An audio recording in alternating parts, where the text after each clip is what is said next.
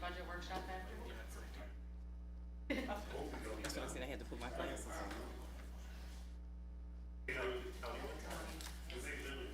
was telling me this tonight, and that they said he could come after, he was probably gonna go long. Oh, okay, because they're not meeting and it starts about 2.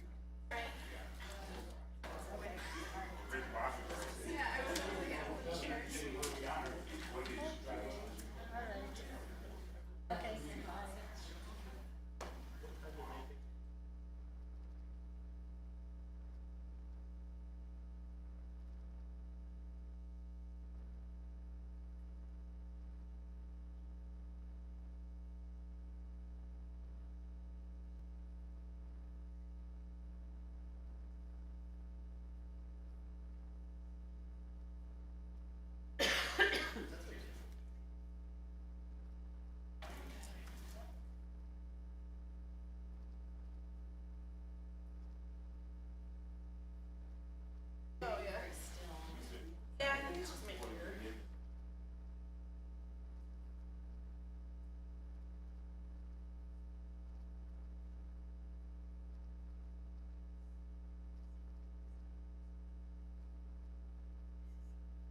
Family Services Project public hearing is Woman with the last name of Frank.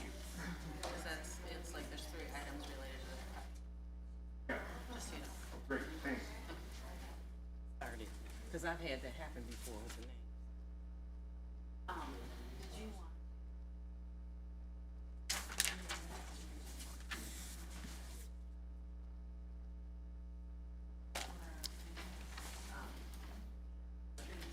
Now that I'm leaving on 40. Yeah, I think I have that. Let me make sure I got it.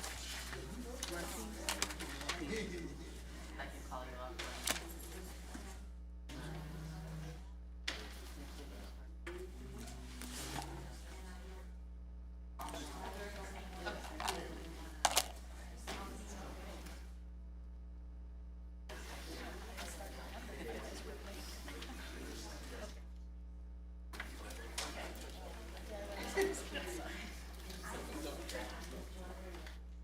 All together here, okay.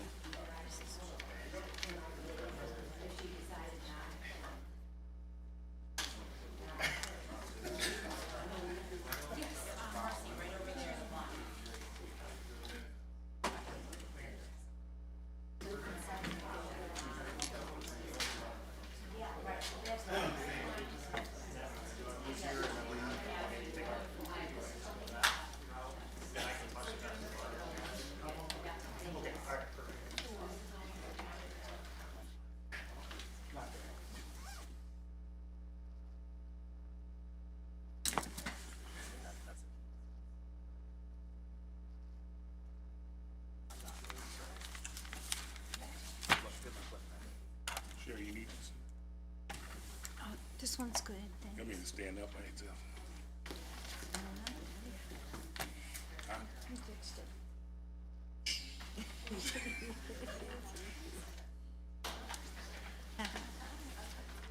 You listen to it, yeah.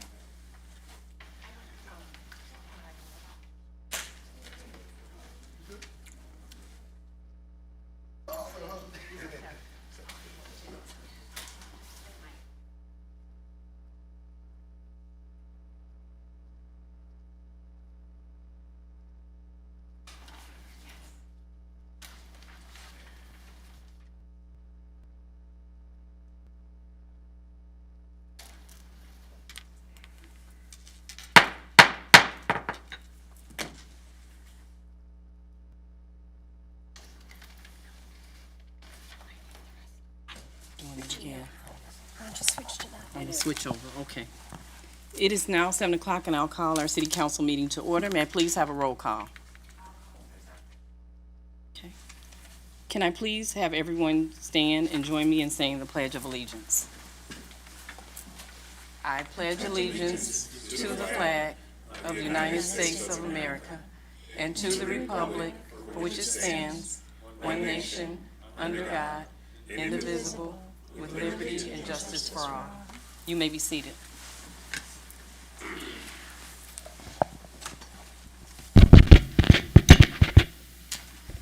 Item 3 is special orders of the day and announcements. There are none. Item 4 is public hearings.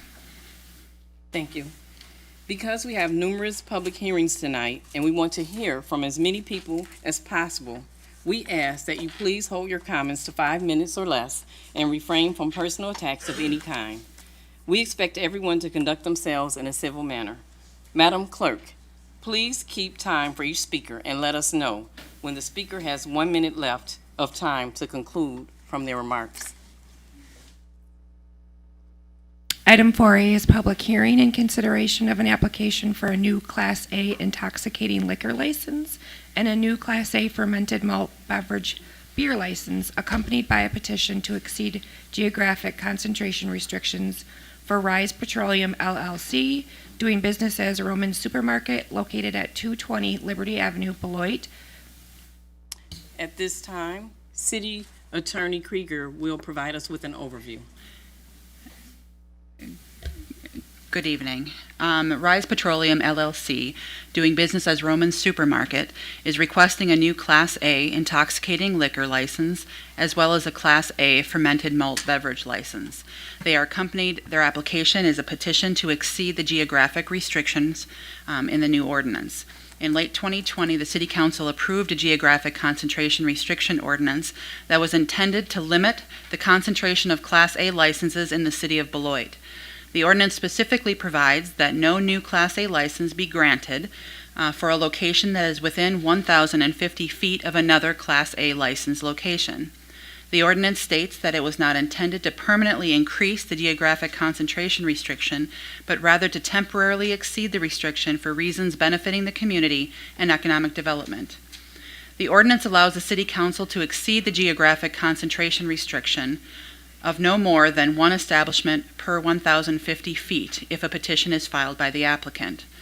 Pursuant to the ordinance, the petition to exceed the restrictions must include the following: a business plan of operation with relevant experience, background, and signatures of the owners, proof of ownership or contractual control of the property, a statement on how the proposed establishment will have a greater economic impact upon the community other than the addition of another Class A license holder, a statement of how the proposed establishment will benefit the community by substantially improving the tax base.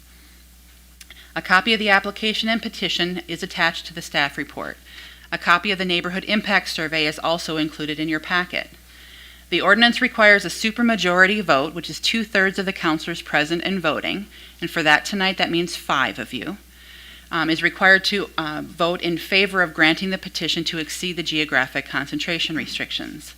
Council must consider 2 actions with this application. First is Resolution 2022-178. You must decide whether to grant the petition to exceed the geographic concentration restrictions. Resolution 2022-179 is the underlying Class A application. The Alcohol Beverage License Control Committee considered these items at their October 11th meeting and unanimously recommended approval of the petition as well as the underlying application for the Class A intoxicating liquor and Class A fermented malt beverage license. Thank you. At this time, the public hearing is open. Would anyone wishing to speak in favor or oppose, please come forward, and you can state your name and address for the record, please. My name is Tony Woperai. I am actually the applicant. As far as, public speaking, sorry, I'm not the greatest. I've opened the store up and we've had a lot of very, very positive comments. We have return customers daily. People are super happy with our product lineup, with the pricing that we have there, and with the availability of everything as well. Adding intoxicating liquor and beer would be a boon to the business and to the community itself, seeing as the other options that are nearby aren't catering to the client base there. And I guess that's about it. Yeah. Did well. Thank you. Thank you very much. Thank you. Would anyone else wishing to speak in favor or oppose, please come forward at this time. Please state your name and address for the record, please. Hi, my name is Debbie Fisher, and I'm the Director of Youth for Change, and our address is 416 College Street in Beloit. I'm here to raise concerns of an exemption being requested once again for Class A license and density of alcohol sales in our community. As Beth mentioned, in 2020, the council approved a geographic concentration restriction. And when this was done, it wasn't done lightly by the council. The council that participated in it with the help from Wisconsin Alcohol Policy Project, which is part of the Medical College of Wisconsin. Before this decision was made, they spent over a year reviewing it and learning about it and talking about it. And it was about trying to find out, would there be positive outcomes to the community when restricting alcohol density? Some of the facts with alcohol that I think we need to think about before we move forward is excessive alcohol use is responsible for 88,000 deaths annually in the United States, including 1 in 10 deaths among working age adults. It costs the United States $249 billion a year. In simple terms, $2.05 per drink. High alcohol outlet density, defined as high concentration of alcohol, retail alcohol areas in a small area, is known to be an environmental risk factor for excessive drinking. To prevent excessive drinking, the CDC recommends limiting alcohol outlet density through the use of regulatory like licensing and zoning, which is based on strong scientific evidence. Where this is going to be at, we're not against this wonderful grocery store that is went on the west side. It's needed in that area for sure. But what we are against is that you guys worked hard on this ordinance. You're talking about 1,050 feet again, which is like here to the outside. It's a very small area. And when you look at it, CVS, Speedway, and now them will have alcohol licensing. And that's a area that our kids walk home from school. It's right by Beloit Memorial High School. And it's been proven that when kids are in areas like this, they're constantly seeing alcohol ads. Youth underage drinking does rise. So we really need to think about where we're placing this. And again, why did we work on an ordinance to protect our community and we don't stand behind it? And 1,050 feet is what we're talking about. You can look out your door and see another alcohol business. So please consider keeping in place the ordinance you worked so hard for and did this for the positive outcome of our community. As you can see, the cost that's projected to be earned does not even come close to the cost that could be to our young people and to our community as a whole. Thank you. Thank you. Would anyone else wishing to speak in favor or oppose, please come forward. Final call. Would anyone wishing to speak in favor or oppose, please come forward at this time. The public hearing is now closed. Council, you have 2 resolutions for this item before you. The first resolution is the resolution approving the petition to allow an exception to the geographic concentration restrictions for Class A licenses. Can I please have a motion to approve the resolution which approves the petition to allow the new license located within 1,000 feet of another Class A license location? Is there a motion? I think I'd like to move just so we can have discussion open about this. Moved by Vice President Forbeck. Is there a second? Second. Second by Councilor Terrell. At this time, we'll take questions and discussions from councilors. Councilor Levy. Thank you, Madam Chair. Just a couple questions. We've had one of these come before us in the past, a couple months ago, and we've had a lot of discussion about it. Just a couple questions. When we say that this is a good establishment or benefiting the community, I guess I'm curious to see how would it benefit the community. And I know we got other establishments around there, and we got the high school around there. And when we did the last group, we had an individual coming forward and try to get 3. We did give them 1, but if I remember correctly, the other one of them was not around the school. So when you have a high concentration around the school, then that's cause for concern. But I guess another thing that was said, it caters to the clientele.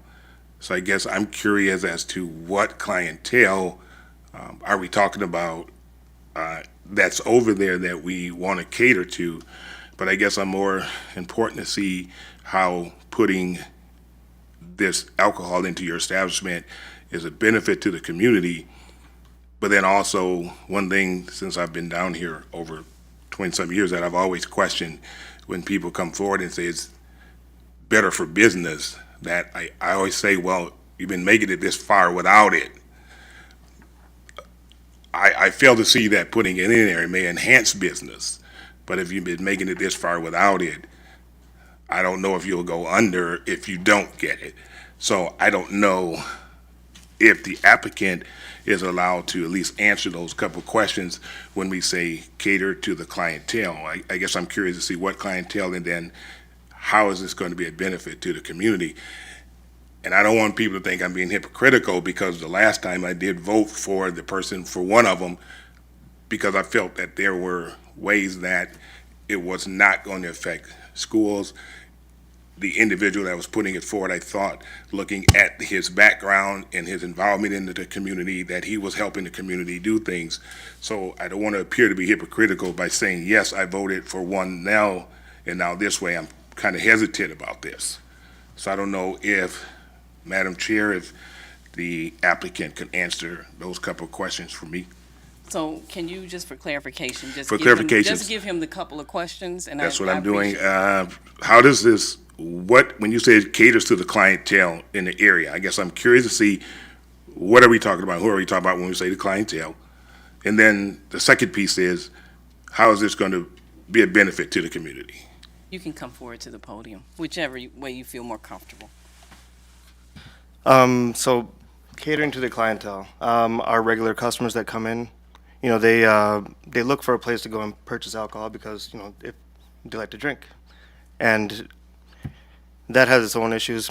However, I don't believe that's something that we, you know, that would go with the discussion here, right?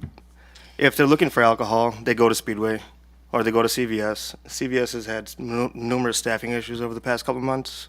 They've been closed. It's been unavailable. Same with Speedway. You know, they've had issues with staffing as well. They're not able to stock things well enough to actually, you know, have product available for customers. So customers are looking for ways to go and purchase alcohol.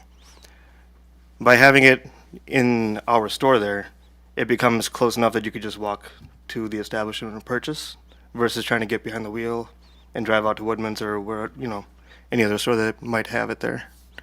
Having the option to just walk up and purchase it, I think it helps tremendously in the community, just because, you know, it takes one more driver off the road who may be impaired or may not be.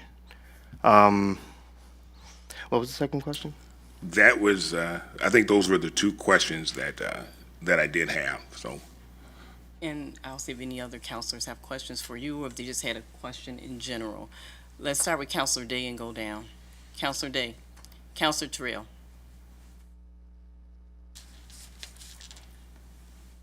Counselor Terrell? No. Counselor Forbeck? I don't have a question, I just have a comment. And the comment that I have, I guess, to my fellow counselors is that this is really tough stuff. We agonized when we did this in 2020 about, you know, what could we do that wouldn't go against anybody at the time, you know, that was not grandfathered in. But that we heard a lot of information saying that density is not helpful to a city. So that's why we did this, hoping to have a good outcome for our citizens. But I'll tell you the truth, when people like you come up and when Harry came up before, I mean, it was just agony for me for listening to Harry when people had told him, you know, the council at the time, that he couldn't do it because he had a filling station, and yet there was no question at the time for Walgreens and CVS and, you know, the pig, et cetera. So, I just want to tell you, I think because we've got this on our books that says that you cannot be right next door to somebody, I'm going to have to vote no, but I have to say, at some future meeting, certainly the whole issue over whether we should ever revisit this, I think it maybe would be a responsible council thing to do. So I'm sorry, but thank you. Thank you, Vice President Forbeck. Councilor Blakely. Thank you, Madam President. I have to concur with, although this is not official at this moment, this is just discussion. Basically, I agree with Vice President Forbeck about this. When the other matter came up, different person entirely, different business establishments, it really is heartbreaking. I mean, we're using our brains here to untangle, to try to sort, to follow city law, and yet to recognize the humanity of everybody who comes forward. So it is not at all personal, but we went through so much to come to this point of setting this ordinance up. Thank you. And I'm glad you're here tonight representing yourself. I'm trying. You're doing well. Thank you. Thank you, Councilor Blakely. Councilor Levy. Just one more question. Do we know how far this is from the high school? Do we know where the high school's property line is to where this establishment first store is? Do we know? We don't, not off the top of our head. Okay. Okay. That's all. Thank you, Councilor Levy. Councilor Anderson. No questions. And I have one question and just a comment. My question is, before you purchased the property or during the time of the purchase, were you aware that we had this ordinance in place? I was not aware.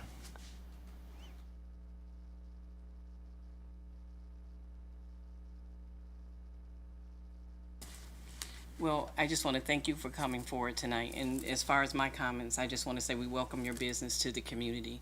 My hesitation is that the ordinance that we set was to minimize the density of alcohol establishments. And we were trying to be careful that we didn't have too many in a small space. And so that's what has brought us, I think, most of us to this point. So I just want you to be aware of that. So it's not anything with you personally, and we're certainly happy that you brought this business to the city of Beloit, especially on the west side. Like you said, a lot of people have to go all the way to Woodman, so it's nice to have that option for our residents. So thank you. Okay. At this time, making sure my mic's on. Okay. At this time, there is a motion and a second to approve the resolution to approve the petition. A vote of aye will allow the request to locate a new Class A license within 1,050 feet of another Class A location. A vote of nay will not approve the petition. Are there any questions or discussion? All in favor, please say aye. Any opposed, say nay. Nay. Nay. I don't know, I don't think we need to do a roll call. No. Okay, Motion So the fails. motion fails. Yep, 7-0. okay. Next, we'll take an action on the license. Council, we now have the second resolution related to this item. The resolution is related to the underlying application for a Class A intoxicating liquor license and a Class A fermented malt beverage license.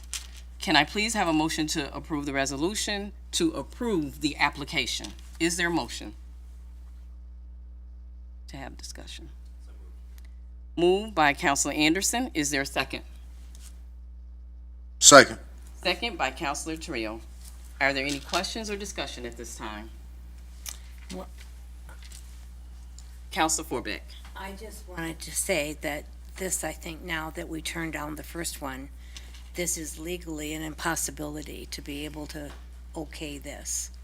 So I think this is the procedure that we have to do, but just a clarification, I guess. Any other further questions or discussion? At this time, there's a motion and a second to approve the resolution to approve the application for a Class A intoxicating liquor license and Class A fermented malt beverage license. A vote of aye will approve the license. A vote of nay will not approve the license. Any further questions or discussion? All in favor, please say aye. Any opposed, say nay. Nay. The motion fails. B is consideration of an ordinance to repeal and recreate sections 2-500 to amend sections 5-804 sub B, 2-109, 2-103 sub B, and the tabular summary of the development review procedures of the zoning ordinance, Chapter 19 of the Code of General Ordinances of the City of Beloit, and to amend Section 1.77 Sub 6 Sub A 3 of the Code of the General Ordinances of the City of Beloit pertaining to conditional use permits, first reading. Our Community Development Director, Julie Christensen, will provide us with an overview. The Planning Commission held a workshop on November 23rd, 2020 with the Council President and Council Vice President, who at that time was Clinton Anderson and Brittany Keys, and the City Manager to discuss modifying the role of Planning Commission. They had asked for that because they felt like they had a lot of good members on the board and that they felt like they had more that they could give to the community and that they could assist the council a little bit more than they were. Following that workshop, they basically over the course of 5 Plan Commission meetings, they arrived at 3 specific initiatives, which were submitted to Council President Duncan and City Manager Luther for their consideration. And Council President Duncan authorized moving forward with the initiatives submitted, the first of which was to be the approving authority for conditional use permits. So Attorney Krieger drafted this ordinance. And it makes the following changes. So it requires compliance with 62.237 DE Wisconsin statutes related to the conditional use requirements that were approved by the state in 2017. It includes specific requirements for the site plan to be submitted with a conditional use application, specific language related to the duration, transfer, or renewal of conditional use permits, minor alterations and amendments, and includes language on the expiration, lapse, discontinuance, and revocation of conditional use permits, which aren't included in the current ordinance. And then it has some language on appeals to decision made by Plan Commission or the zoning officer to be decided by City Council. And then there's a couple of other sections of code that are impacted by those changes. So Section 2 relates to conditional uses under the wellhead protection section of the zoning code. Section 3 is an amendment to the Board of Appeals section, which basically says that the board can review conditional use permits under state law, as this board can, so it specifies that Plan Commission will do that. Section 4 is a provision contained in the general section portion of the development review procedures. And then Section 5 is unrelated, kind of, sort of related, but it basically allows a waiver of fees for CDA applications. We already have a waiver for city applications. That was kind of something I missed when we did that waiver. And then Section 6 is an amendment of the Summary of Development Review Procedures. That's that table that's in there, which basically says who's responsible for what and what needs to be noticed. Plan Commission held a public hearing on September 7th and recommended approval. Notices were published in the Beloit Daily News before the Plan Commission, and then a second set of notices were published before the City Council meeting, and no comments have been received. This is on your agenda for public hearing and first reading tonight. And the Plan Commission Chair is also here, and he will speak during the public hearing. Thank you. At this time, the public hearing is open. Would anyone wishing to speak in favor or oppose, please come forward. Please state your name and address for the record. My name is Tim Whedon, 2263 Cobblestone Lane, and I'm current chair of the Plan Commission.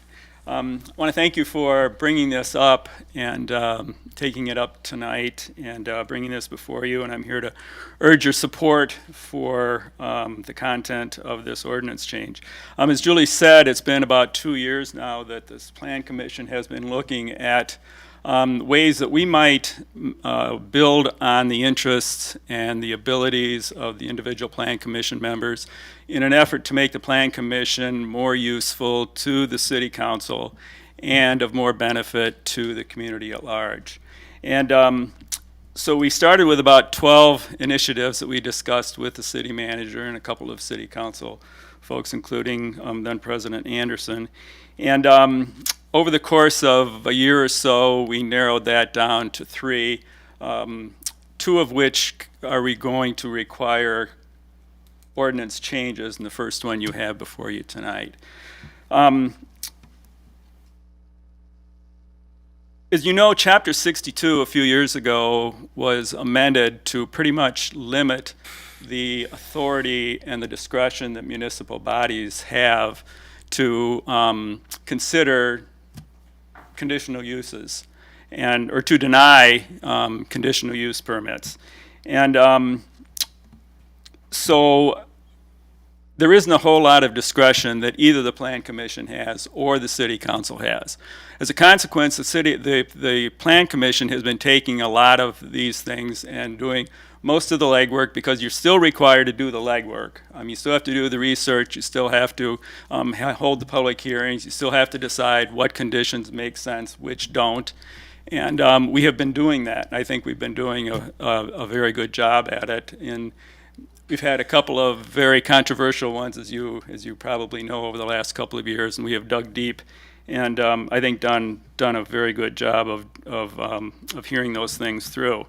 I did want to address, which I haven't heard up till now, but if there's anyone that might look at this as a power grab by the Plan Commission, I want to make sure that you understand that we appreciate the difference between the Plan Commission, which is appointed by you folks to be of service to the City Council, and you as elected authorities. You have the primary responsibility for doing these things. We are here to be of service to you. And I think that rather than continuing to do this duplicative type thing where the city, both the Plan Commission and the City Council do all the work on the conditional use permits, it would seem to make sense that we continue to do that work and free you up to do the other kinds of work that is far beyond the purview that we have as Plan Commission members. And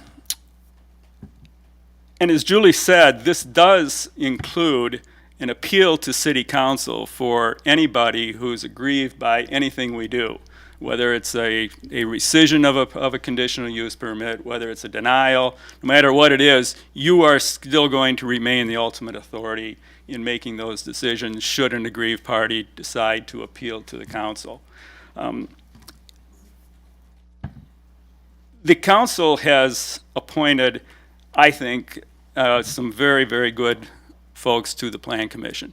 I mean, we have a wide variety of interests, we have a wide variety of abilities, lots of experience in the community, and I think that you can trust us with this responsibility that we have taken very, very seriously. And just in conclusion, I would also point out that there are other changes and technical modifications to the conditional use permit process that were not initiated by us but came in and were necessary to be made, and we have fully reviewed and support those as well. Thank you. Any questions? Thank you very much. Okay, thank you. Would anyone else wishing to speak in favor or oppose, please come forward at this time. Final call. Would anyone wishing to speak in favor or oppose, please come forward. The public hearing is now closed. Can I please have a motion to lay over this ordinance? I so move. Moved by Vice President Forbeck. Second. Second by Councilor Levy. Are there any questions or further discussion? Only to say, Madam President, that it is first reading, which is why we're voting to hold it over. And we have another reading coming. Right, we have another reading coming. All in favor, please say aye. Aye. Any opposed, please say nay. The motion passes. 4C is the public hearing on the 2023 operating library and capital improvements proposed budgets.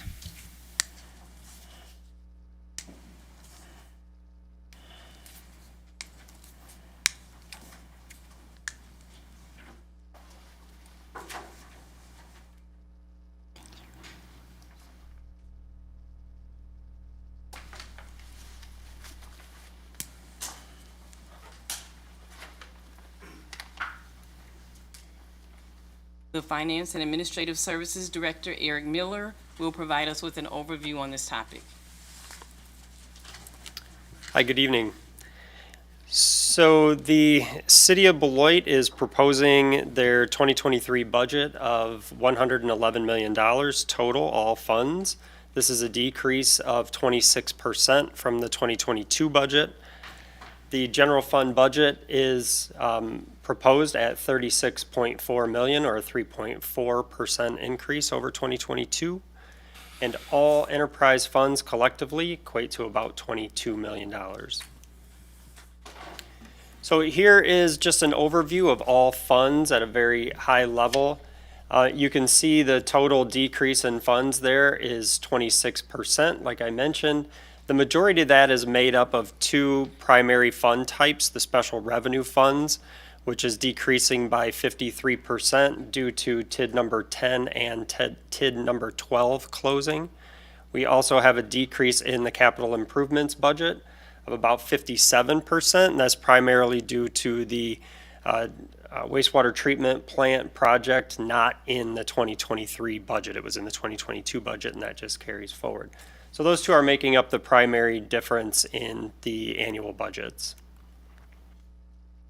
So our budgets comprise about 80% is wages and benefits. And so we always like to highlight some of the differences in staffing levels. And so one of those was a part-time payroll clerk becoming a full-time admin clerk. Another one was a part-time support service clerk becoming full-time. We also combined two part-time evidence custodians into one full-time position. We had two casual employees here at City Hall that are now part-time employees. We also had an additional casual position proposed for Grinnell Hall. That was a casualty of COVID back in 2021, where we had removed that position, and now we're adding that back in. Every year, we also take a look at annual allocations of staff into different fund types. So we did have some allocation changes as well. Some additional highlights here is our net new construction decreased from 8.67 to 0.649%. Shared revenues and expenditure restraint has remained flat, as it has for at least the last 15 years. We are projecting a minor decrease in our highway aids. And then our personal property aid, we're expecting to be about $201,000 in 2023. We had an increase in assessed values of 46%, mostly due to the reval. And we also had an increase of about 12% in equalized values. Equalized values are assessed by the state. Assessed values are done by the local assessor. Our municipal property tax levy is projected to increase $1.7 million. $346,000 of that is related to debt service. That debt service is not restricted by the levy limit, but everything else is very firmly restricted by state-imposed levy limits. So each year we also take a look at our fees that we are proposing. We want to make sure that those fees are representative of the services that they're provided. And so we took a look at those on an annual basis. One of those fees was a park and rec fee, for instance, park shelter fees. Some other fees we looked at were some golf course fees. We are proposing to increase several of those, which also includes a new weekend rate. We're also proposing a 4.5% increase in our wastewater fund. That is to pay for the aforementioned wastewater treatment plant project. So that's been a continuing increase incrementally so that we can pay for that, for those upgrades that are occurring right now. We also are proposing a fee for cleaning stormwater and sanitary mains. And we also are in the process still of a comprehensive water rate study. We're anticipating submitting that application still this year.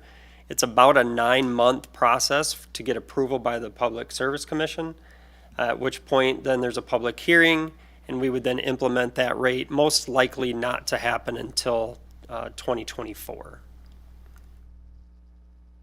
So here's a slide showing what our proposed levy is going to be.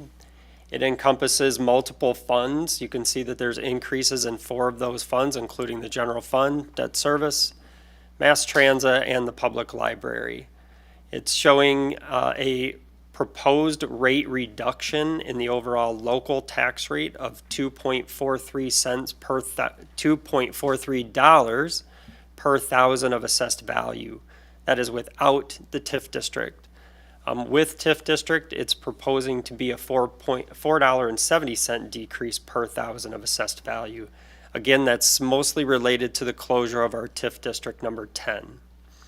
This is just preliminary in terms of the rate, because we have not finalized the assessed values yet, because we have not adjourned our board of review. So these are preliminary. However, we're not here to agree on the rate per se. We're here to talk about the levy. The levy will not be changing. The rate could possibly be changed based on the assessed values. So here's a graph showing the prior 4 years of rates and the proposed rate for next year. You can see that's a significant decrease in the local tax rate, again, due to the higher assessed values. And here's the chart of those assessed values. You can see that we were undervalued to the equalized values over the last several years. Equalized values is another name for market value. So what we're trying to do is increase the assessed values so that they are capturing the true market value of the properties located here in the city.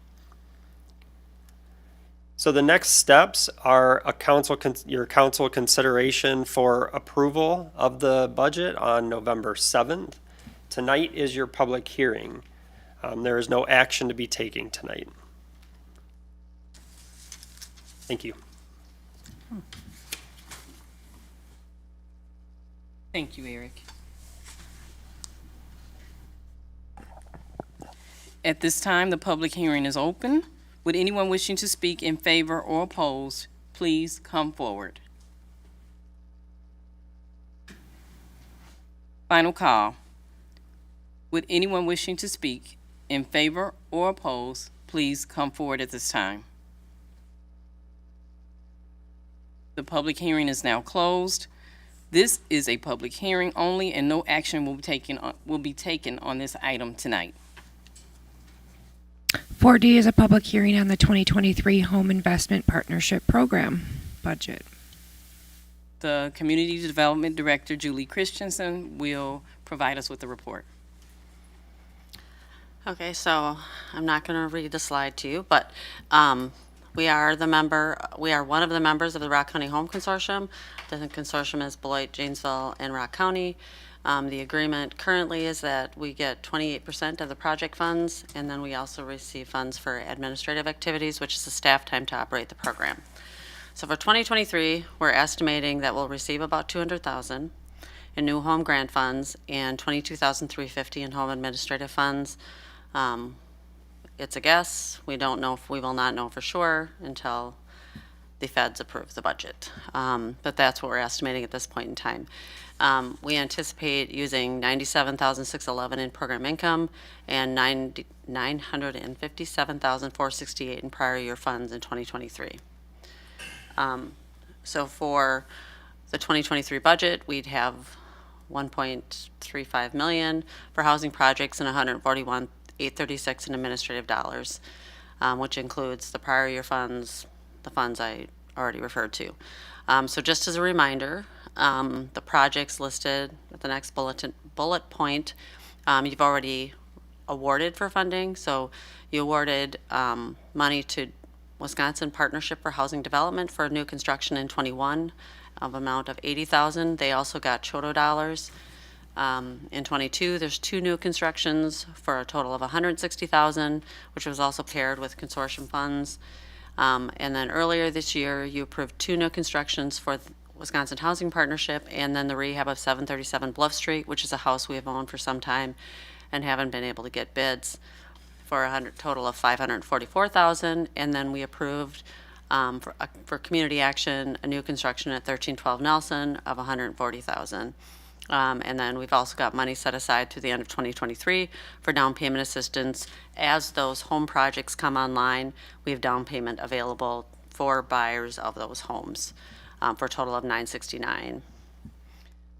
So what we're looking to do is, so this top part gives you the revenue sources I explained earlier, and then the new construction acquisition rehab, you've already previously funded, so that's the amount of those projects which are already approved.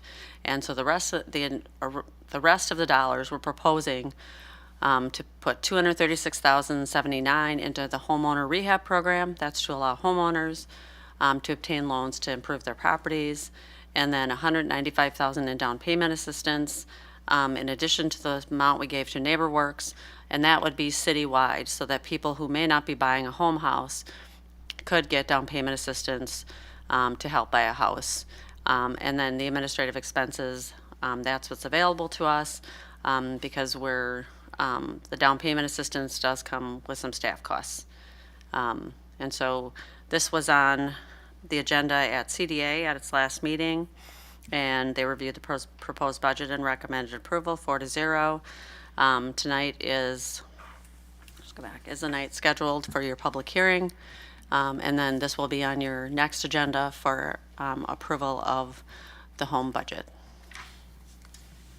Do you have any questions before you open a public hearing? Okay, so no action today? No, no on this. action tonight, public hearing only. Okay. Public hearing. So if you want to hold your questions till next time, that's fine. Or you can obviously send me questions between now and the meeting when you approve it.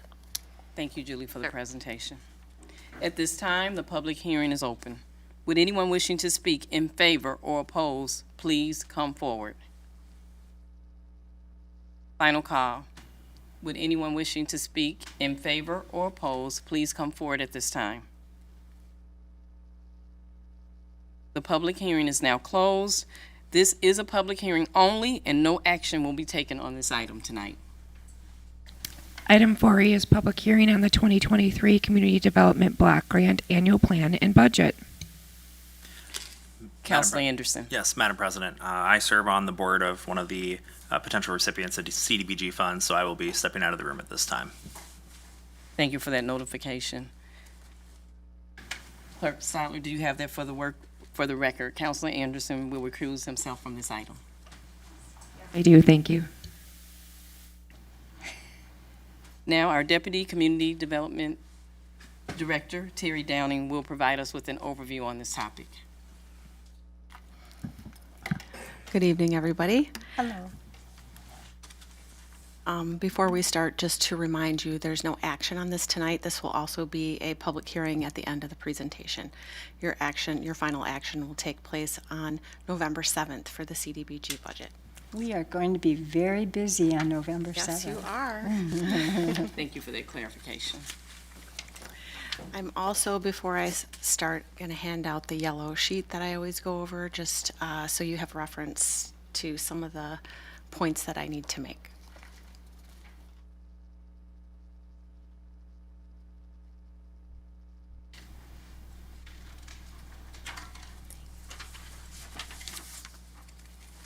Pretty far reach. Thank you.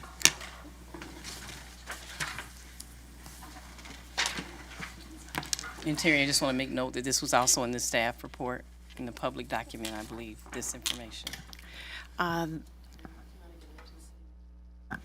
Yes, I'll give this to the city manager. This is a summary sheet of the Cdbg program. It was not included in the packet, but if anybody would like a copy, I will be happy to forward it to them. Okay.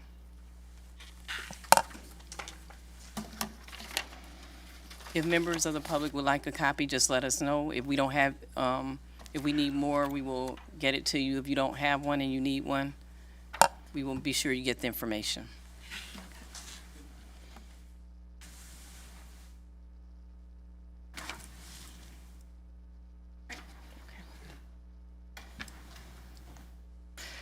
Go ahead. Hopefully everybody got a copy that they needed. So. We also have an extra because Clinton had stepped out. So if anybody wants that extra one, they can have it. Terry, could you speak up a little bit? I'm Sure. sorry, I'm getting old. Okay, so the 2023 Annual Action Plan.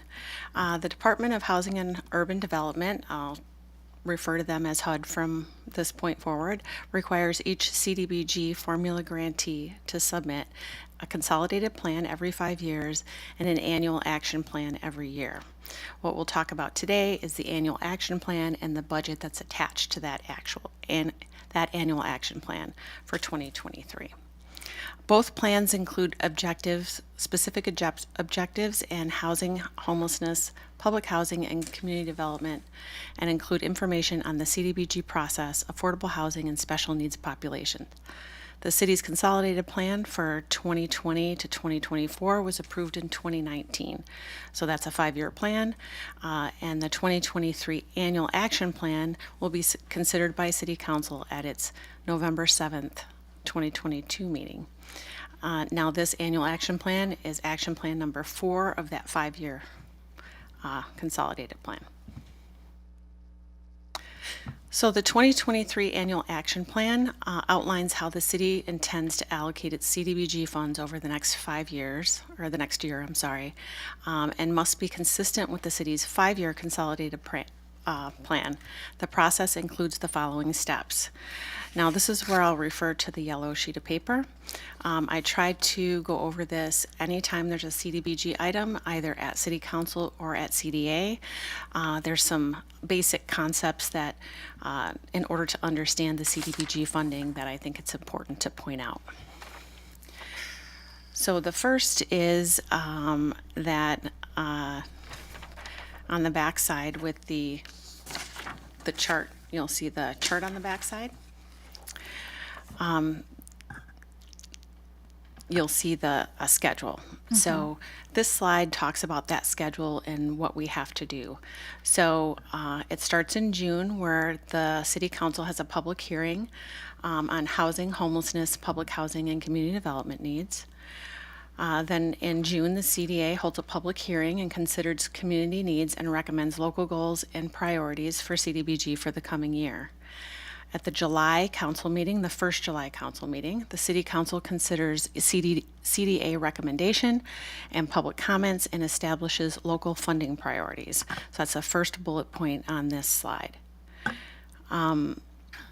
In mid-July and mid-August, the CDBG sub-recipient applications become available, and for the audience who may not be familiar with CDBG, the city can give out some funds to outside agencies, so there's an application process for that. So each applicant in late August is required to give a presentation to the CDA. In late September, the CDA meets to discuss proposed projects and makes a recommendation on the annual plan and budget. So that's what the public hearing is about tonight, is on that annual plan and budget that the CDA made a recommendation for. And then the second October council meeting, which brings us to today, a public hearing is held during a regular city council meeting, and the public can offer input. Now we are also in a 30-day public review period, so the annual action plan and budget is on the website for anybody who wants to see it, and there's instructions in the public notice and on the website on how to submit comments if you'd like to submit comments.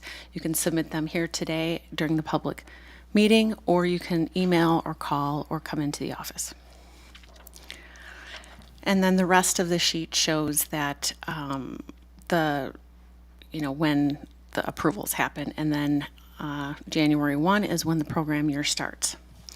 One thing I'd like to also point out is that HUD allows the city to give funding out to agencies for public services, but we're only allowed to give out 15%. That's a statutory requirement that HUD sets, unless there is a neighborhood revitalization area strategy plan, which I'll go through in the slides.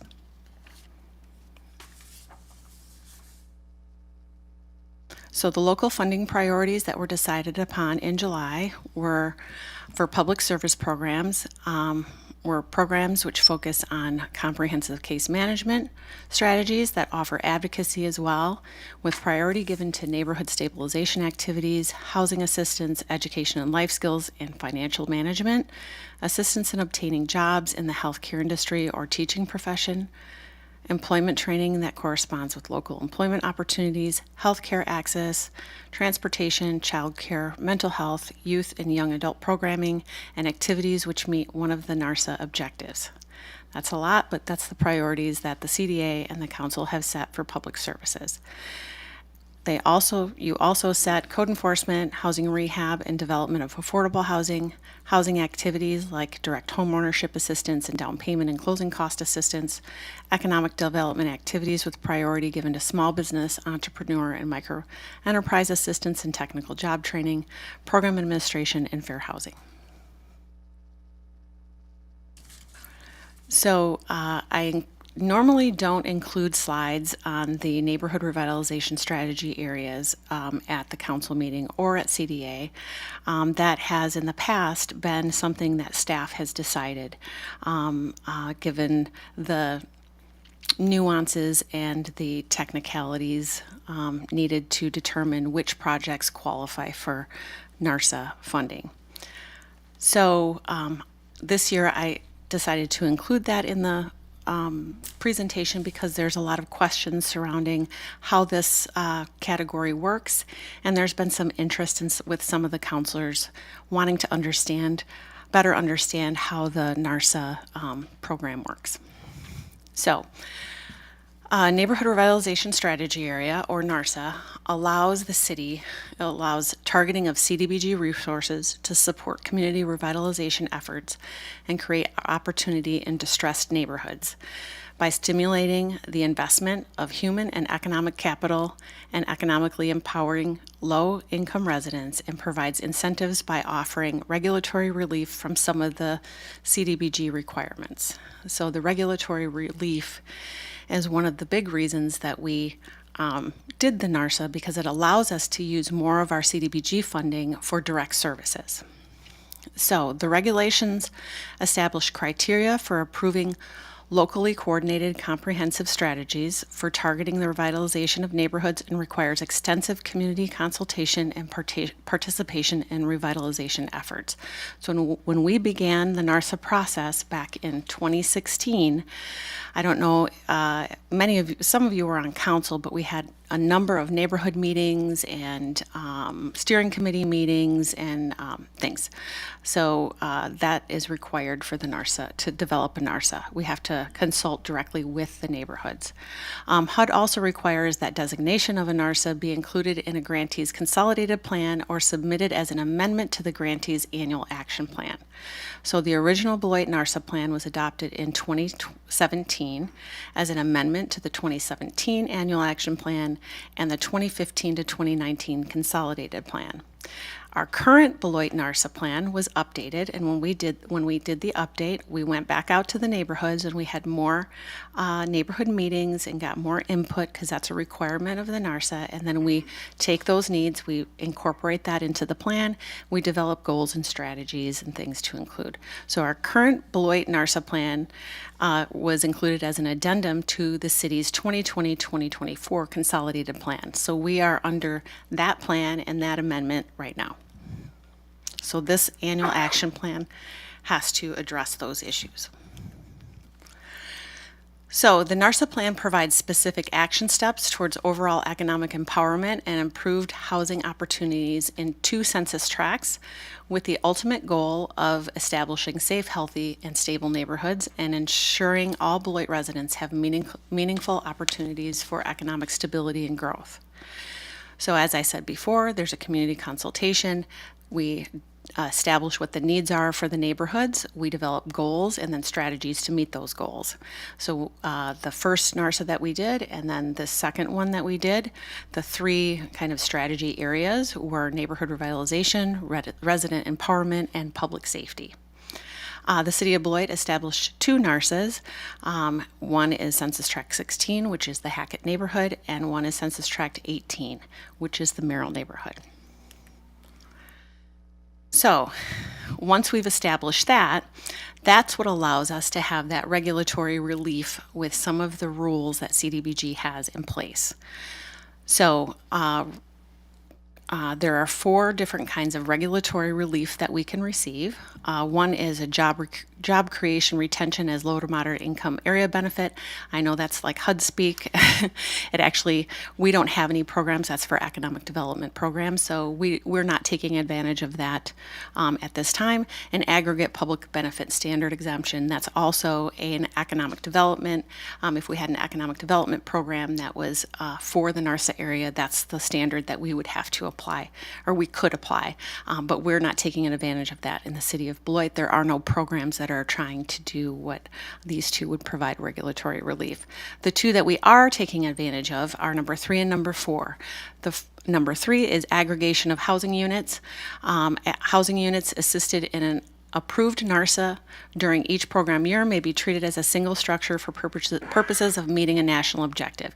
So what that means is under our regular CDBG program, a program like our housing rehab loan program, for example, a household has to be of low to moderate income in order to receive a loan through CDBG from the city. If we have an approved NARSA, anyone in one of those 2 NARSA areas that we've designated, now we only have to make sure 51% of our funds go towards low to moderate income households. So it allows us to provide more funding to more families and more households who maybe just squeak over the top of that income level. So that's a lot of words for just saying that we can actually fund more housing loan programs or housing loans in the neighborhoods.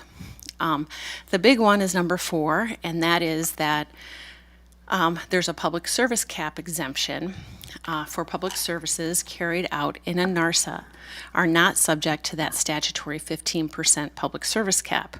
So what that means is if there is a program that provides services in the NARSA area, they can fall outside of that 15% public service cap. So we can provide more funding to agencies to provide public services.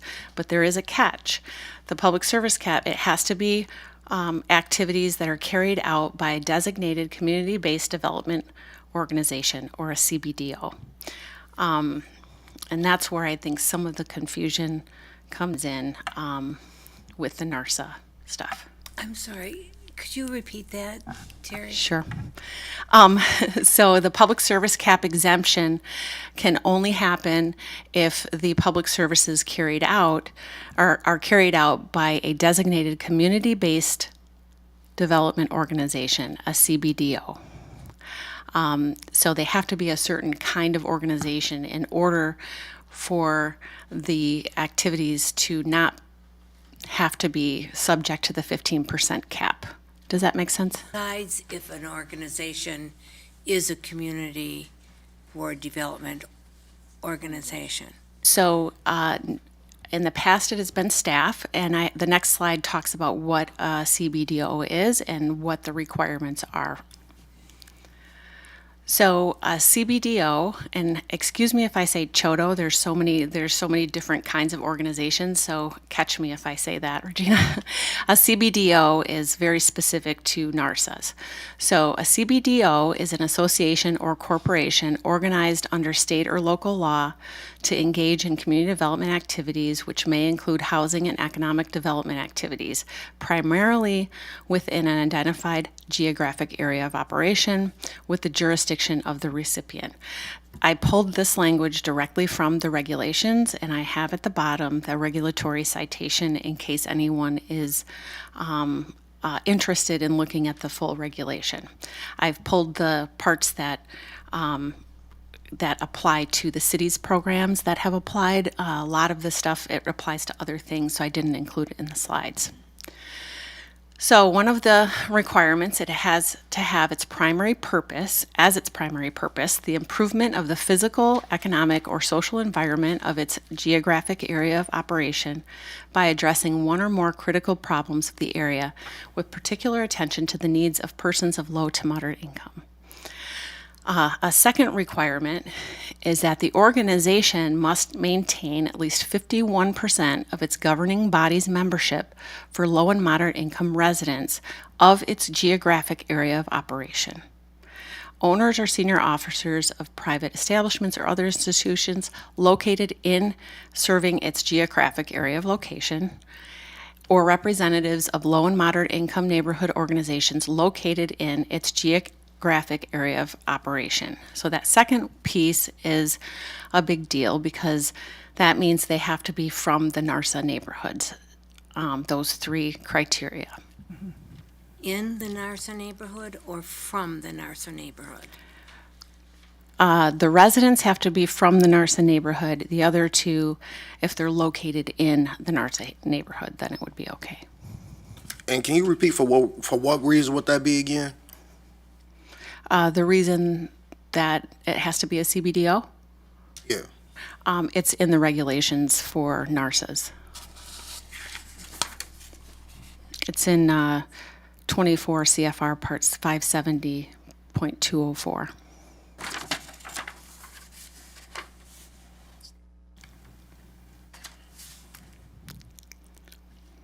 Any other questions about that? I know this is why we usually don't present this, is because it's a lot of information. But I'm happy to answer any questions before we move to the next slide.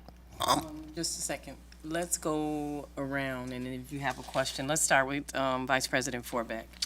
I just have a comment.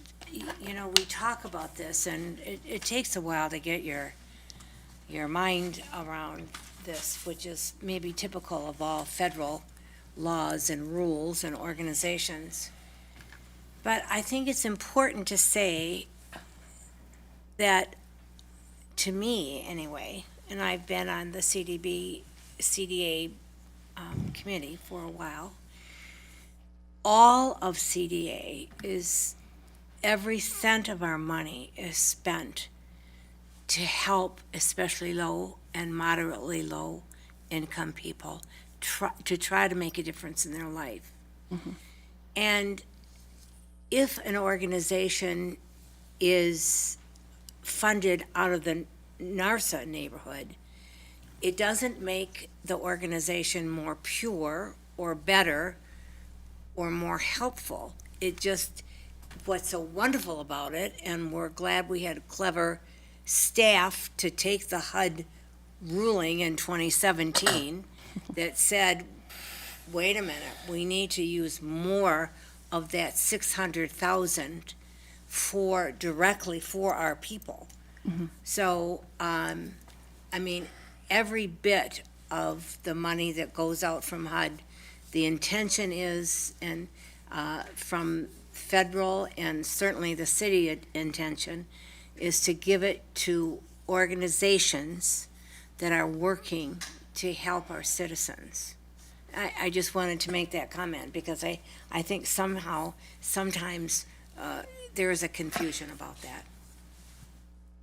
Thank you. We'll take Counselor Terrell and then Counselor Blakely, and then if we could kind of get through the presentation, I think that'd be great too. And then Counselor Lee, you have something, then we'll move forward. Yeah. Go ahead, Counselor Terrell. I know, Madam President, for a point of clarification, I think since this is a public hearing and we're set aside tonight to listen To the to hear from the residents. public and the residents, the individuals that are here to speak to this as a public hearing, I think we would have our opportunity at the November 7th meeting to address our questions and our direct questions for that. But I think tonight is set up to hear from the public.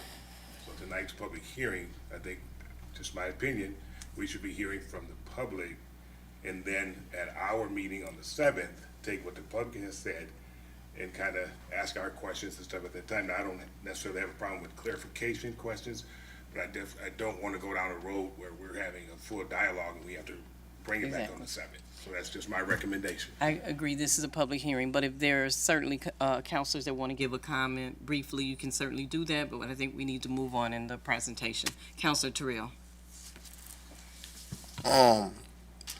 It was, I mean, I grew up in the NARSA neighborhood, okay? Everybody knows this. I grew up in the Merrill neighborhood. I feel like I have to say something right now. What I'm seeing is that if we're giving funds to other agencies that are supposed to serve the people in the NARSA neighborhoods, specifically like, you know, the youth or, you know, the parents in the neighborhood, things like that, what I'm kind of noticing and still being active in the Merrill neighborhood and being connected to the Hackett neighborhood as well. What I'm noticing is that the funds that we are also giving out for home rehabbing and things like that, and I'm not trying to blame anybody for this, not anybody's fault. I just think it's something that we need to look at and see if we could change, but I'm kind of noticing that the people who are actually in the NARSA neighborhoods, grew up in the NARSA neighborhoods and things of that nature, are, for whatever reason, not being able to have any access to owning these homes in the neighborhoods, or the things are not, I'm not saying that it's not, but we're failing to reach the people in the NARSA neighborhoods to get involved in home ownership. And I deal with people all the time, being a staff member at Merrill, and knowing that I'm a council member, they're coming up to me all the time like, look, I want to buy a home.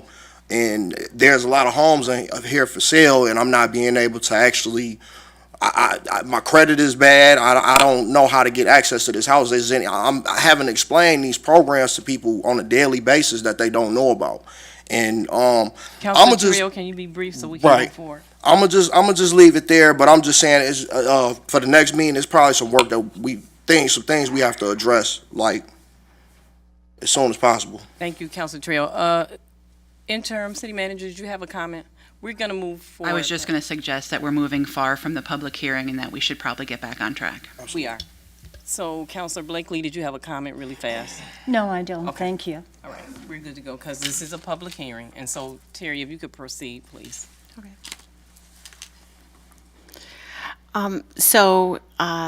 I believe this might be the last slide on NARSA. So the NARSA Cbdo eligible activities are also outlined in 24 CFR 570.204. So I've included the points that are relevant to Beloit's programs.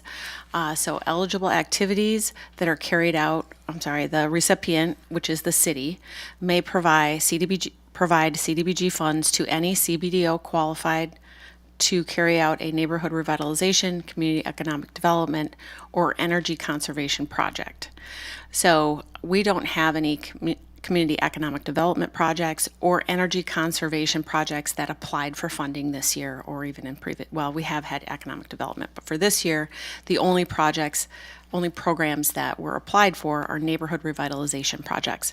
So I didn't include the economic development or the energy conservation regulations because they're not relevant. So neighborhood revitalization projects in the regs includes activities of sufficient size and scope to have an impact on the decline of a geographic location within the jurisdiction of a unit of government, of local government, but not the entire jurisdiction. And that is important when we're deciding how much funding for the NARSA programs.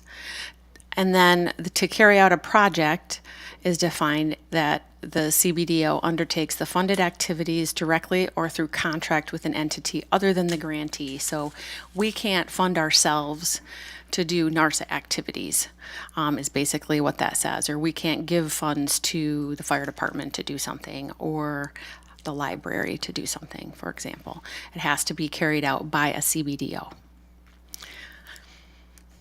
So the estimated Cdbg budget is on the next few slides. So I have to say before I start, this year is a very, very low budget compared to any other year I've ever been doing Cdbg. So we're estimating our formula grant to be $600,000 for 2023. And our program income only at $85,000. So that is where we're falling short this year. We don't have a lot of program income this year, partly due to COVID, partly due to some changes that we did in 2020 and 2021 to not require repayment, especially on the economic development side.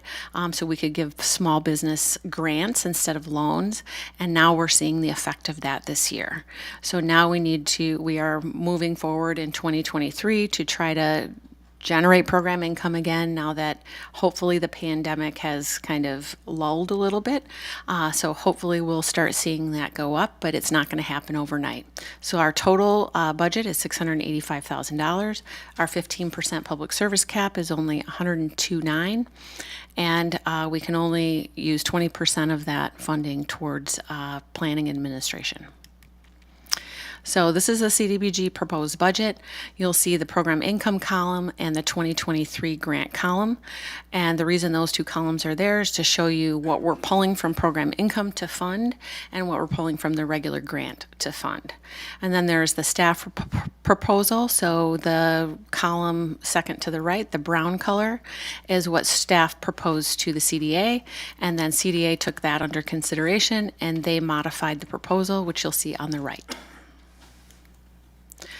And then this is what was proposed for the NARSA areas. So you'll see the agencies and the programs there.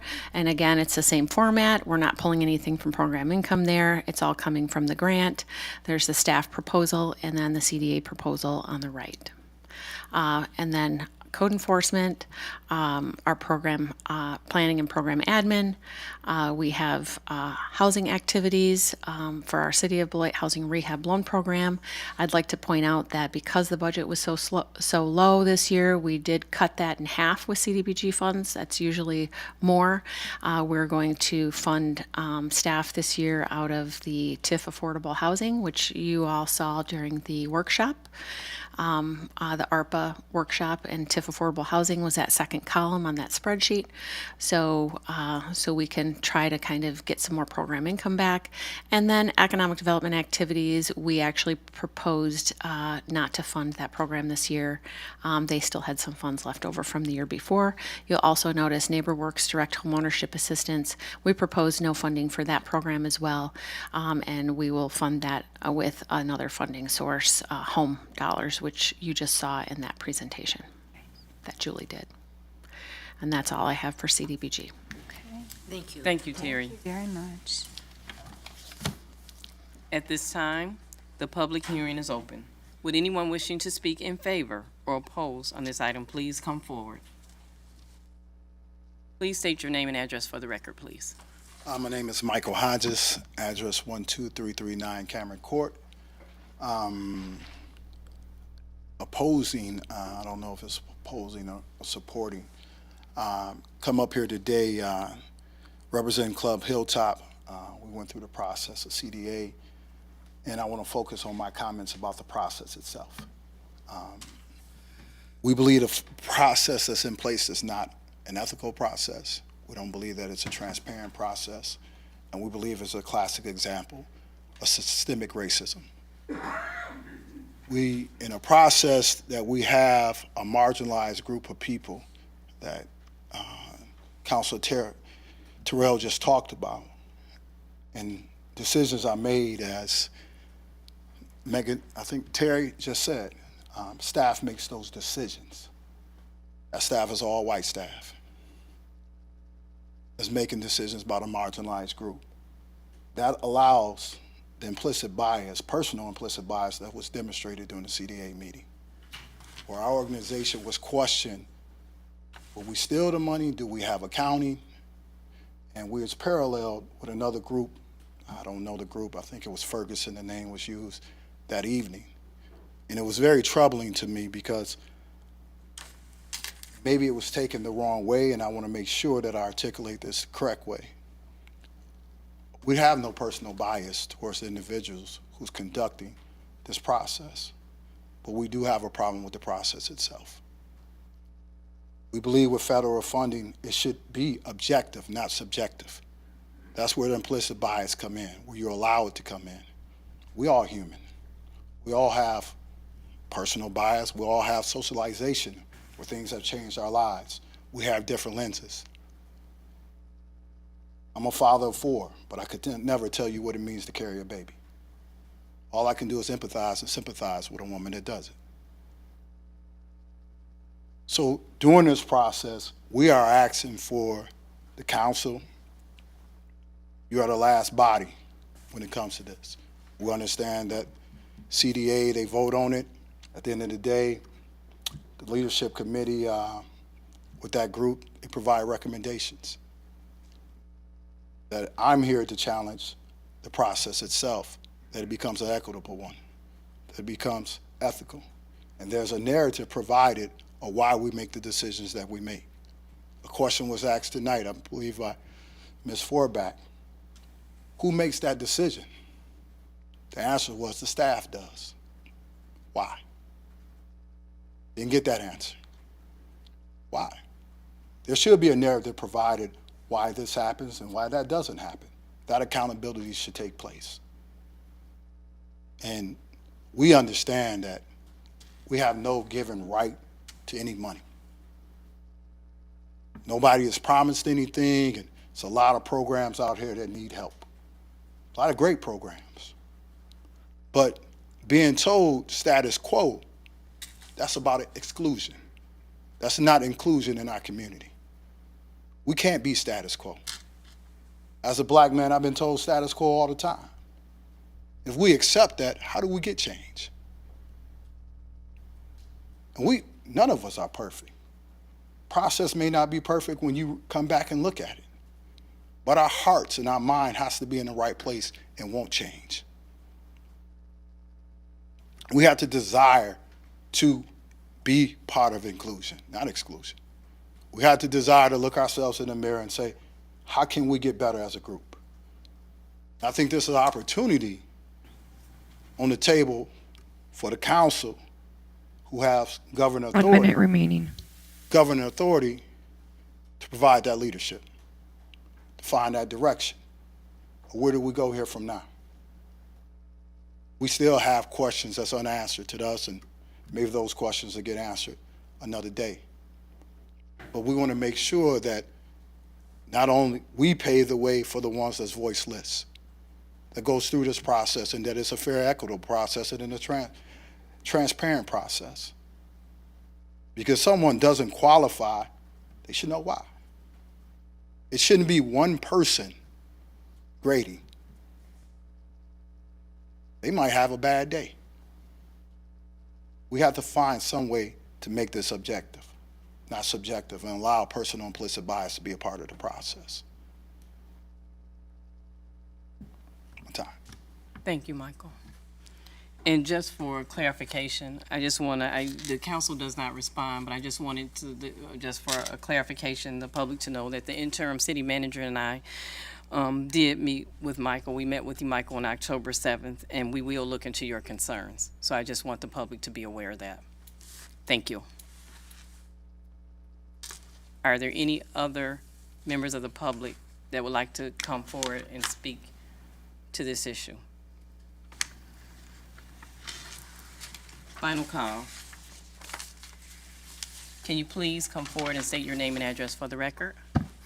Steve Howland, 1617 Emerson Street in Beloit.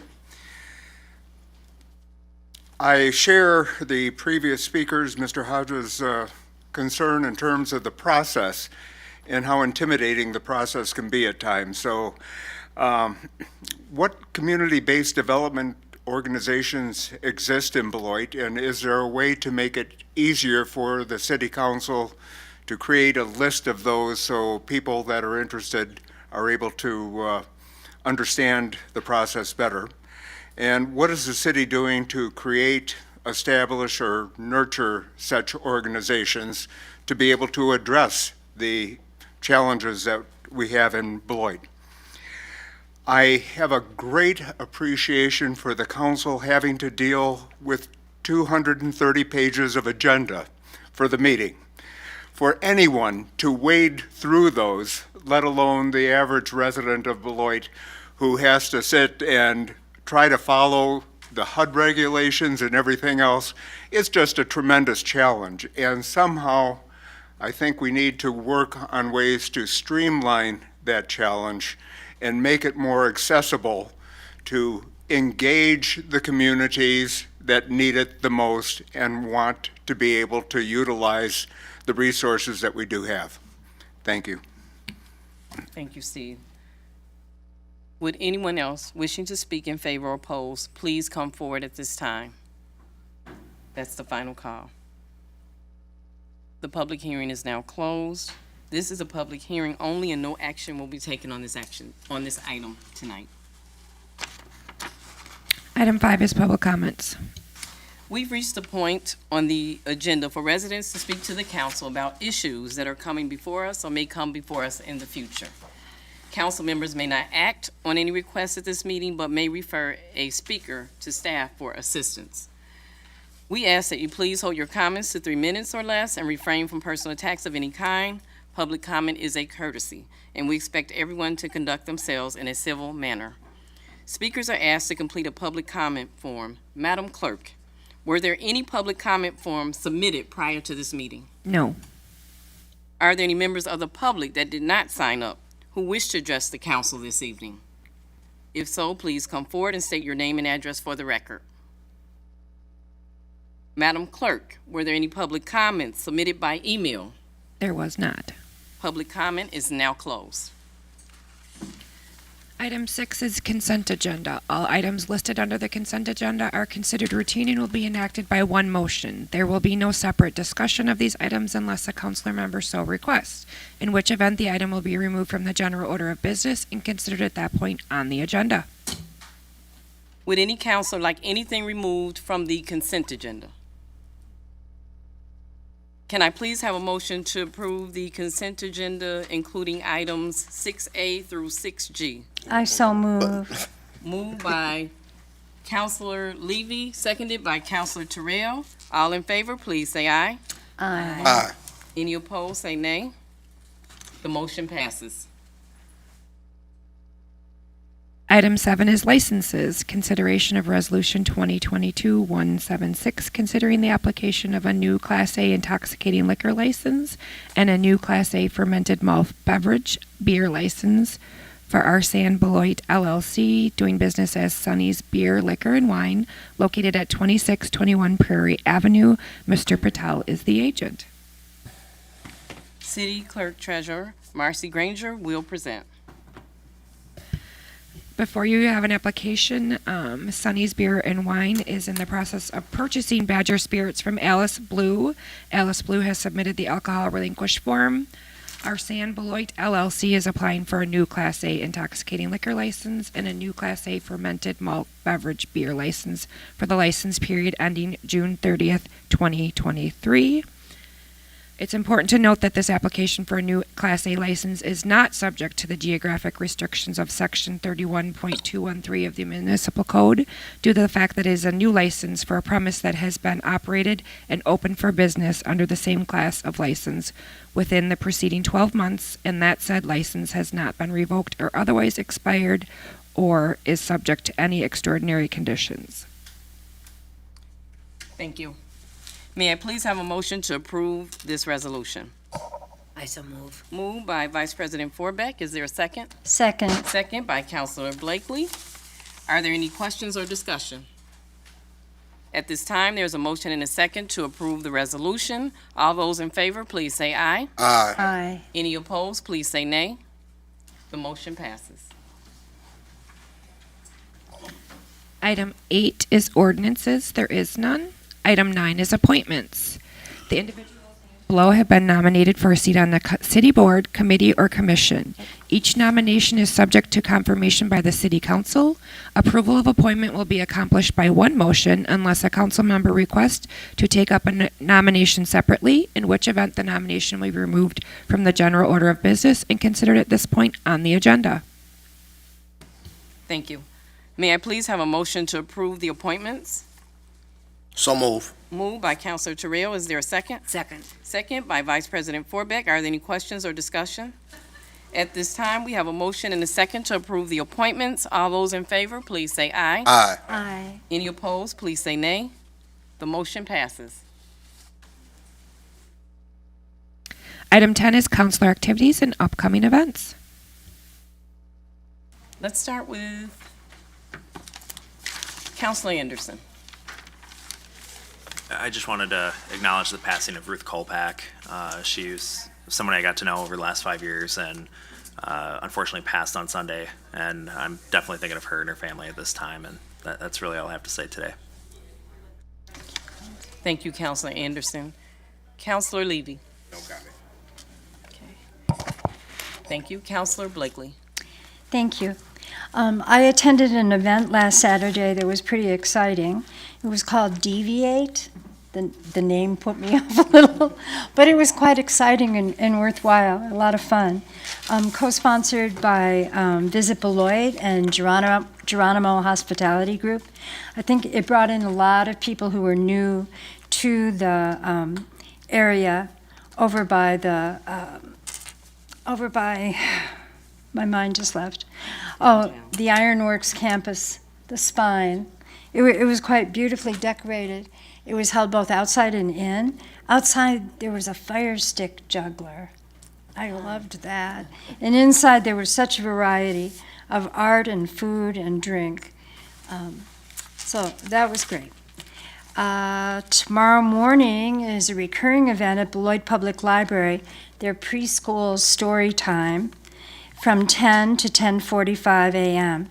It's aimed for kids ages 6 and under, but older siblings are welcome. And finally, I wanted to call your attention to the fact that the Beloit Janesville Symphony Orchestra is going to give another concert in the castle near Halloween on Friday, October 28th.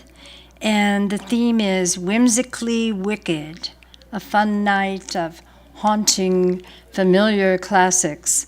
So it starts at 7:30 and runs till about 10:30 on Friday, October 28th. Thank you. Thank you. Oh, I'm so sorry, Regina. Excuse me, Madam President. There's ahead. one other thing I needed to mention is that tomorrow evening, we're having a family fun event, the second annual Pumpkin Walk at Eagles Ridge Park. It runs from 6:30 to 7:30 tomorrow, and the path will be lighted by decorated pumpkins. I want you to come and vote for me, but forget I said that. Okay. Now I'm done. Thank you. Thank you, Counselor Blakely. Vice President Warbeck. I'm going to pass tonight. Thank you. Counselor Terrell. All right. I just want to say, first of all, President Duncan, we do a lot of things together, and I appreciate you for that. I always try to reach out to everybody that I can for events that I'm involved in, or, vice versa. But it seems like, Ms. Duncan always makes the time, not to everybody has their own time to do different things. Ms. Duncan, she never passes up opportunity to be with me with certain things that that's going on that I like to attend or that we got going on. But I would so first of all, we attended the World of Possibilities Career Fair at Merrill Elementary. Myself and President Duncan represented the Beloit City Council. Many others were involved in prestigious careers such as book writers, musicians, our local police departments, the Welty Environmental Center, and many others. We gave away free books to the many children that were there in attendance, and also took the time to read those books, read books to the children about our careers, and also speak to them about how we became successful in our careers. So it was a lot of people in attendance there at Merrill, and it was just a good time. I also had the opportunity to tour the Hilltop Center with President Duncan as well, formerly known as the State Line Boys and Girls Club. We took a tour of the Hilltop building and got to see the many improvements to the new building. It was like Michael Hodges and Harvey Logan were the hosts and showed us around. We were able to see it was they added a second basketball court to the building. There were also classrooms in there for financial literacy education programs and many other things that they're planning on doing with the youth. They also had like a college-style setup in the building with like a sitting room and TVs and a pool table and things of that nature.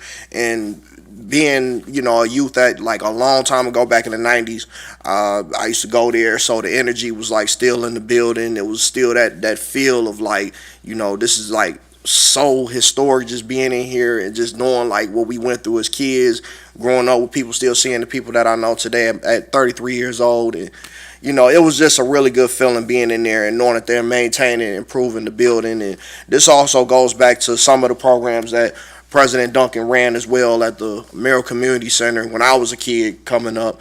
It just brought back old memories, and I'm just glad we're bringing some cultural relevance back to the community for all kids, regardless of color, Hispanic, white, black, whatever. Like, we just want to make sure that everybody is included in these things. It's culturally relevant. It's something that everybody can relate to. And like I said, it goes back to the days when I was a child, when President Duncan ran the Merrill Community Center, and it was just a welcoming environment for everybody, and the parents were happy. And I just wish we can get back to those days, and I see that we're working on it. So glad to be a part of it, and that ends it for me. Thank you, Councilor Trail. Next, Councilor Day. I'll be short. Thank you. No comments. Okay. All right, and now my comments. I kind of have a few, I'm sorry. Yeah, first, I just want to acknowledge that tonight we had students in the audience, and I know they just left, but I just want to say that it was so good to see them here. We want them to become civically engaged, and so I wished I had an opportunity just to have them just to raise their hand and to acknowledge that they were here. So I just wanted to say that. And then I want to also say that I was very sorry as well to hear about Ruth Kolpak today. Ruth was certainly very involved and active in this community and in Janesville and other communities, but what she did, she would really put a footprint here in our city, so she will be missed. So I just ask everyone in the public to please keep her family in our thoughts and prayers during this difficult time. Next, I just want to thank everyone who was here tonight for the unveiling of the Uss Beloit Painting, including our VFW veterans, our city councilors, our city staff, and we had John Hines here, who generously created the commemorative painting at no charge to our community. This magnificent work of art was framed by Betsy Smeekin at the Villager and will be placed in City Hall for years to come. It is truly something that we can all be proud of. For my councilor activities, I attended the Greater Beloit Economic Development Corporation Executive Board meeting, the Appointment Review Committee meeting. We are always looking for volunteers to serve on our city commissions. Please call Brandy, who's our executive assistant, at 608-364-6614 if you want to put your talent to good use. Also, I had the opportunity to participate in the budget workshop with my fellow colleagues and counselors who are sitting here tonight, and also our department heads and staff. Eric Miller, our Finance and Administrative Services Director, did an excellent job and gave a thorough presentation detailing the city's expected revenue and expenditures for the 2022-23 budget. Way to go, Eric, and our city team. I was also honored to attend the Families Fighting Addiction event with Councilor Blakely. Special thanks to all who made it a success, especially Tracy Burtis, Tom Farley, Charles Tubbs, Dave Fogderud, Debbie Fisher, Jody Whitnabell, and the Beloit Police Department. Together, we are stronger than addiction. Next, I had the opportunity to join Councilor Terrell for a tour of Hilltop Community Center and at Merrill Elementary School's Career Day. And it was neat that we were able to read books, and there was a book on City Hall to the children to tell them what happens, what does the city government really do? So to be able to sit down with the children and really to read that with them and talk with them about that was just wonderful. I think we need to do more of that. We really have to start with our youth. This past weekend, I also had a great time relaxing on the rooftop at Hotel Goodwin, and I also was downtown at DV8, where there was some amazing art, music, and food. So special thanks to everyone that was involved with that and our Downtown Beloit Association for their hard work. We have lots of fun things happening in Beloit. So if you're looking for something to do, look at our Facebook page, look at our website, and there is plenty. Additionally, please spread the word that there are postings on our City of Beloit website and Facebook page regarding the city manager job position, road closures, election information, and much more. And next Sunday, October 23rd at 1 p.m., I will join the Welty Environmental Center in partnership with UW-Madison's Nelson Institute at their Sustainable Action Through a Beloit Lens event. It will take place at 1201 Big Hill Court. I encourage members of the public to attend and bring your families as we discuss climate change and ways to be environmentally friendly. Last but not least, I want to congratulate Drew Pennington for being selected as President and CEO of the Greater Beloit Economic Development Corporation.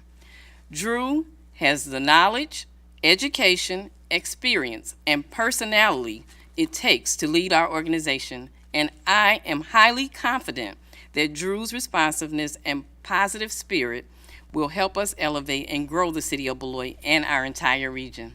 So again, congratulations, Drew. It's so well deserved. Yay! Next, I want to wish Vets Roll, Mark Finnegan, and our veterans safe travels to Washington, D.C.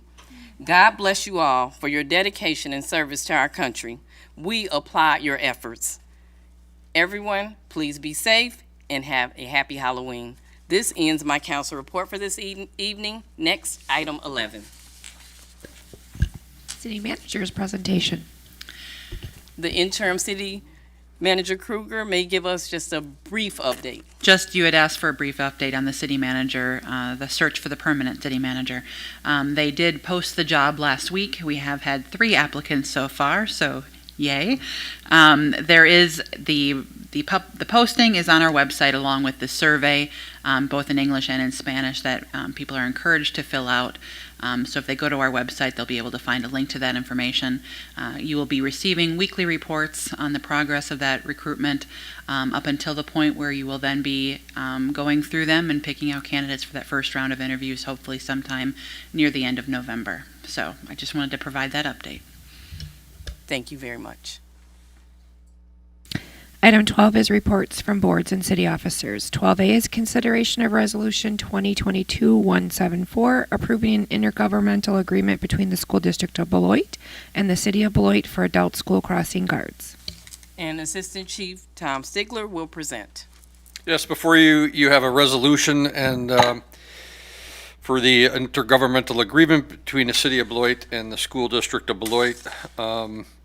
This initial term of the agreement is 1 year, and then it'll be renewed for 2 subsequent years for a total of 3 years.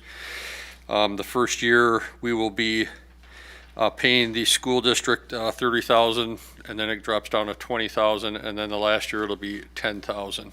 And this is for school crossing guards. Are there any questions or comments? We'll take a motion and then we'll see if anyone has any comments or You want to do questions. both of these at the same time, or? We'll just do one at a time right now. Okay. Okay. May I please have a motion to approve the resolution? Moved by Vice President Forbeck. Is there a second? Second by Councilor Day. Are there any further questions or discussion? President Duncan, I think it'll be, me being a school district employee, I think it'll be right for me to just exclude myself from this vote and walk out the room. I probably shouldn't even been here the whole time anyway, but I'm gonna step out for a second. Okay. For note of clarification, you'll step out of the room.